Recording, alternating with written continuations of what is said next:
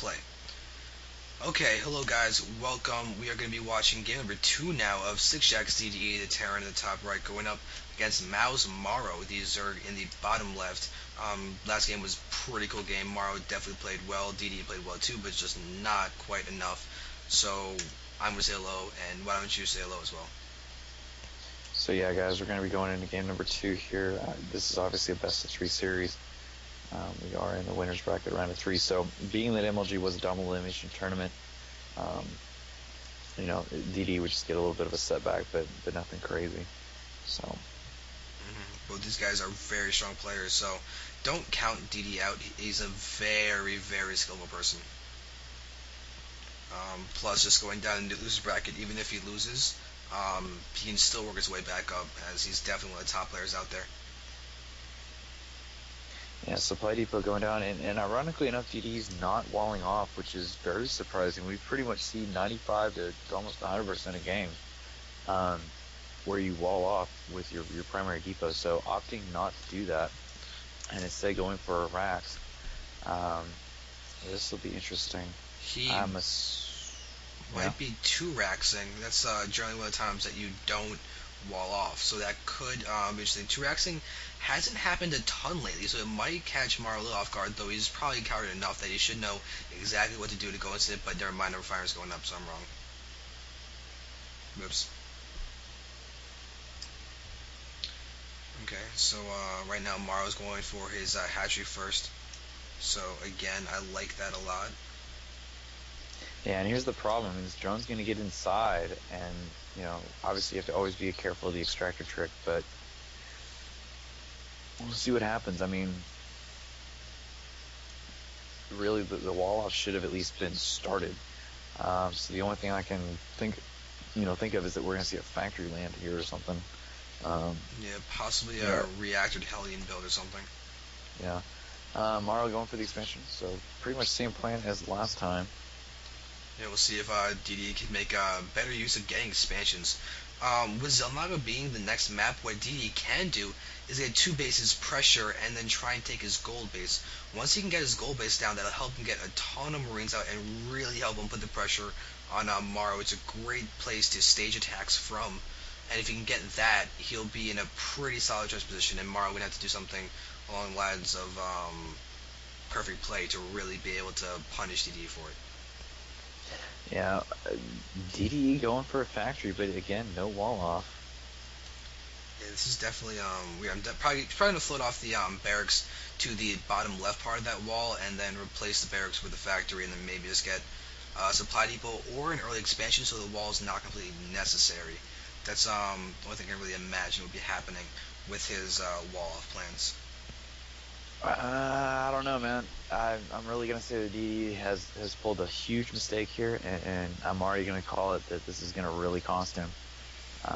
You wouldn't think that, but at the same time, if this pressure doesn't work, the fact that he's keeping this door open, anything could slide in. I mean, if Morrow was going for burrowed roaches right now, if he had tunneling claws in the works, he was going for a really, really quick tech, and he'd be halfway done there, and all he really need at this point is 7 roaches to get in that base and just mess around, and there'd be nothing that DDE could do about it. So I don't know. I'm gonna call it and just say that DDE's really messed up by not walling this off. Alright, well, let's see exactly how much damage you can do with these 2 Hellions that just started to move out. Whether or not they'll be able to somehow manage to even out the playing field with the drone count and all that, we'll see. But DD is expanding behind this little bit of pressure, so he's already taking out one Zerg, but that has warned Morrow about what's happening. And here he is in the middle line, going to finish off. No drones quite yet. The drones are kind of running off, spreading their way. Zergans are getting burned, but DD is going to do a very good job. Ooh, getting a really good flame off, killing off 3 or 4 of those drones.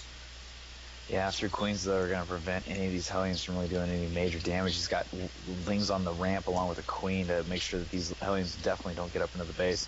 He's trying to get him back on creep. There isn't actually a creep spread in between the bases, which needs to be changed. That needs to be fixed.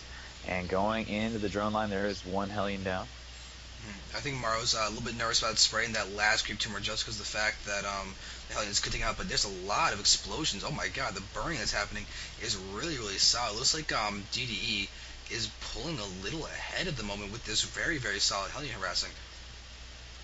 Yeah, Haro's still one drone ahead, though. He needs to be a little bit more, I get that, but it really, for the amount of Hellions lost right now, he's really not gaining too much ground. I mean, it's 22 units lost for 900, but in terms of actual forward progress, he's not really doing too much. I mean, really, the major losses have been Lings. Yeah, well, he's killed 9 drones. That's pretty significant right now. It can be produced back, but at the moment, DDE is not that far behind the word count, 33 to 27, with his expansion now completed. So it's definitely not bad at all. Yeah, let's see here, army. Yep. So now DD's got more food count. Speed is done though. That's really gonna help defend against this because they don't have blue flame on creep. These Zerglings should be enough to do a fair bit of damage. So those Hellions might be forced to be pulled back and go back to their main base. But I'm very curious about what the follow-up is going to be to this build. We do see Stim just about finishing Marauder on the field. I think D is definitely expecting Roaches to be on the field instead of Morrow sticking with the Ling Banling. That might be why this Marauder count is quite what it is for DD. Yeah, I mean, these Hellions are really weak. I'm shocked he's keeping them down here. They really should have been sent back, healed up, and then, roll out again. But right now, there's really no reason that these Hellions, most of these Hellions should be down here with as much damage as they have, especially without blue flame. Really kind of need that. We're going to see some micro happen, but they're going to lose a lot of Hellions right now trying to get that crossfire, but they're just so weak. And if those had been sent back and healed up and then returned, that would have been a big difference. Spine crawlers now pushing forward. Yep. I almost call him Stall Life. Yeah, DDE, even with a slight non-healing fiasco of those Hellions, he's still doing a lot of damage. It's definitely impressive. And those Marauders are really helping him take out those Spine Crawlers as well. But there are all those Lings. Hellions are actually in a good position to get a good bit of splash damage. You can see there's a lot of burning corpses of those Lings. DDE with a great position against the wall. He's being very aggressive, and it's really paying off for him right now, though Banelings are going to be a little bit of a turn to try and press forward. And it looks like he's going to go ahead and pull back now. Yeah, you can see though that there are a couple queens in Morrow's rounds that are saving up, stockpiling energy for transfusions. So a couple of these spine crawlers still can have a couple chances at second life. It does look like a DDE going for the second base. I'm sorry, the gold base rather, not the second base. The Lings are going for Morrow's third, and we do have an evolution chamber along with Spire almost completing. So going to have some upgrades finally for Morrow. Now, I mean, the Lings in this composition are going to make a huge difference. You can see how many Marauders have been planned out for, to help out with the Hellions and whatnot. There are siege tanks coming into play. And currently, I mean, with the number of racks down, expansions, and factories, we're pretty much seeing the same play we saw in game number 1, aside from maybe a shortness of 4 racks. Yeah, it's definitely better on this map than on Tal'Darim. Morrow was just able to abuse the size of Tal'Darim amazingly well. So let's see if how DDA can go ahead and with a complete reverse style map, once he gets his gold up, it'll be curious to see how it's going to progress. Yeah, trying to micro with the Hellions does take down a couple kills, but not too much. Yeah, right now, DD is definitely ahead, but Morrow is going to be an interesting spot to come back from this because he's not. If he can get some good, solid surrounds and bailing hits, it won't matter about DD's better positioning just because of the fact that Morrow can get that positioning necessary to massacre him. Yeah, it looks like Morrow's going to be going for a quick fourth as well, trying to kill those rocks on the gold. But this unit composition right now for DDE is really under assumptions. He's seeing Lings, he's seeing Banelings, so he's going Marauders and tanks. I don't think he's even scanned. Yeah, he has no idea that the Spire is going down. There we go. Finally the scan's down, but this is way late. This is why you want to check up on your opponent every once in a while. Mutas have just now spawned. He's going to have to he has a Thor on the way. But there are 8 more Mutas on the way. Level 1 melee and air attack is almost done. He's just now started level 1 vehicle weapons. And there's a lot of upgrades that are going to be really far behind. I mean, if MouzMorroW were to do an aggressive push right now, I don't think DDE could actually really stop it, the way he needs to, especially since he doesn't have siege mode. So that means that these lings and banglings are pretty much free to move around. Yeah, I just want hopefully MouzMorroW actually realize this as he's got to realize something's up when he run his ling in and not get hit by us entrenched siege tanks. And right now, it's got to be blatantly obvious that there's a huge vulnerability. Mutas are doing a great job of sniping off tanks, doing a little bit of damage against the Marauders and all that. And now, MouzMorrow's busted through. He's going to be able to magic box and just surround that Thor. It will go down incredibly quickly, and that's a huge investment from DDE that is just not going to be paying off anytime soon. Oh, bangling's heading towards the main mineral line. This isn't going to be good. Yeah, there's one going ahead, and even more explosions going on, and oh god, that is bad. Right now, DD's losing units. The lings are still running around in the base. Supply depots are being attacked. Mutas are being really, really aggressive. There it is, more just going and going down. Well, look how weak these SCVs are on the natural. This is just not even funny. Mutas are coming in here and one-shotting these. So, wow. And this is what I was saying. I mean, this is what happens when you don't check up on somebody and you just think you know what they're doing. This is what makes it so dangerous. I mean, this combat shield thing just finished. He has no medevacs out to heal these Marines, so every time they stem, that's going to be damage down. He has 2 Thors out now, which is going to help. But 6 mutas on the way, 20 more lings, and 6 more banglings is going to be showing up here soon.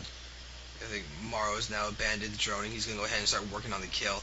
He is basically just wrecking DDE's attempts at economy, attempts at an army strength and everything, because he hit the mutas at the perfect time. DDE mistimed the Thors to come out before the mutas, and consequently, he got hit, and hard.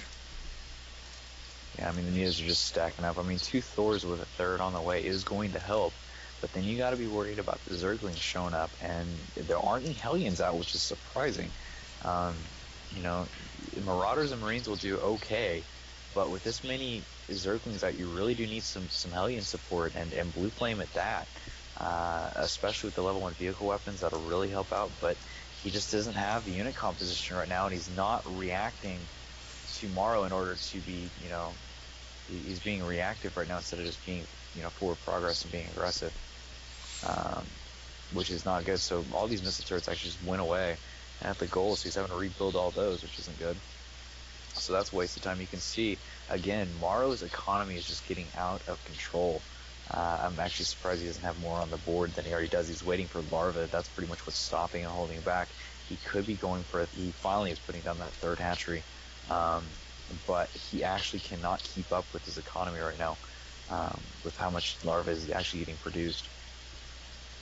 Yeah, so this is looking exciting. You can see his income is equivalent to DD's, but that's just DD has mules out of the field, but in all honesty, MouzMorrow's infrastructure is very solid. He's got the +1 attack on his bandits. It was actually going to move out. He can hit the watchtower in a second, and MouzMorroW sees air upgrades as well. Again, +1 attack with +2 about to finish. That could be a really solid time to attack.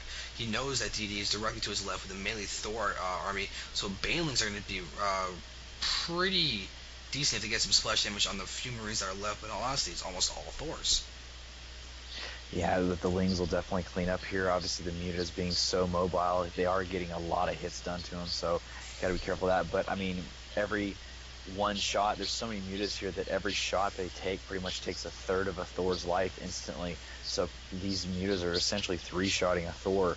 Obviously, in a group of 4 or more, that's a lot of mutas that are going to have to be had, but with the amount of lings that are now being produced by MouzMorroW, just because the gold has been pretty, not really, that well saturated, but has been saturated, he can pretty much stay up with this, and I'm kind of surprised he hasn't transferred more drones up here. He's got it queued up to go to this gold patch, but he hasn't actually transferred them. So it looks like we're going to be heading for maybe the final push here as DD's making his way over. Yeah, DD knows he's got to make a move now because MouzMorroW keeps getting farther and farther ahead with all the harassing that he's doing. Scanning, taking out some of those creep tumors. Now that he's got siege mode, it can be a little bit of a different positional advantage for him than last time when he didn't. But let's just see exactly how it's going to... Really, MouzMorroW is just not investing in this gold base. It's basically a macro hatch with a little bit of income. Alright, so it looks like we're seeing like big engagement now. All those lings and bands are rushing in. All these guys are. Oh, the Marines are getting decimated. Bands are on creep. Sensual hooks. They are just evaporating everything. Mutas are going to destroy everything. There's GG Thor in the middle of falling down when GG is called. So Morrow gets the 2-0 DDE very handily. Well done by him. That was impressive.